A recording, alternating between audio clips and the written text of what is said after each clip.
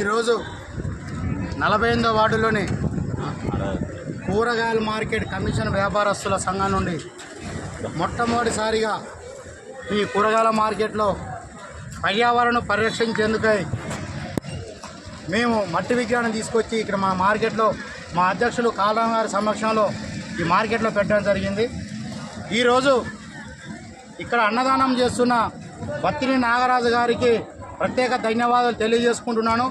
అలాగే ఆ దేవుడు వాళ్ళ కుటుంబాన్ని ఆయురారోగ్యాలతోటి ఐశ్వర్యాలతోటి ఉంచాలని కోరుకుంటున్నాను. అంతేకాకుండా పర్యావరణాన్ని కాపాడాలి, ప్రతి ఒక్కరు కూడా మట్టి విగ్రహాలనే పెట్టాలి.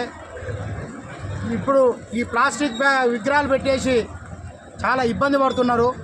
లక్షలు పెట్టి విగ్రహాలు తీసుకొచ్చి నీళ్ళల్లో పోసి నీళ్లు కలుషితం చేసి తాగడానికి కూడా ఆస్కారం లేదు. ఆ వాటర్ మనం వాడుకుంటుంటే మన చర్మ వ్యాధులు వస్తున్నాయి. కనుక దయచేసి ఎవరు కూడా మట్టి విగ్రహాలనే పెట్టాలి.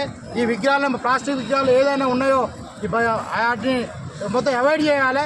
ఈ విగ్రహాలను ఎంకరేజ్ చేయాలని కోరుకుంటూ మా అధ్యక్షులు కాళరాం గారిని మాట్లాడుతుందిగా కోరుతున్నాం.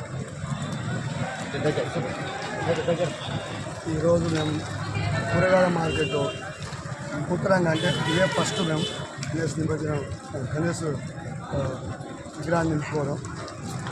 అదేవిధంగా ఈరోజు మా వ్యాపారస్తుల సంఘం అందరం కలిసికట్టుగా చేసుకొని ఈరోజు బత్తిని నాగరాజు మా కమిషన్ వ్యాపారస్తులు అంతర్జాతీయ కార్యక్రమం చేసినందుకు ఆయన ప్రత్యేకంగా ధన్యవాదాలు తెలుపుకుంటాం.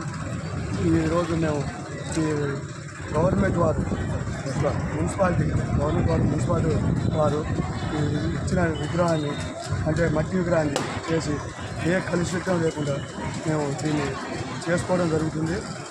అదేవిధంగా అందరికీ కూడా సూచన, కలుషితం లేకుండా మట్టి విగ్రహాలు అందరూ చేసుకోవాలని కూడా మేము కోరుకుంటాం. ప్రత్యేక ధన్యవాదాలు.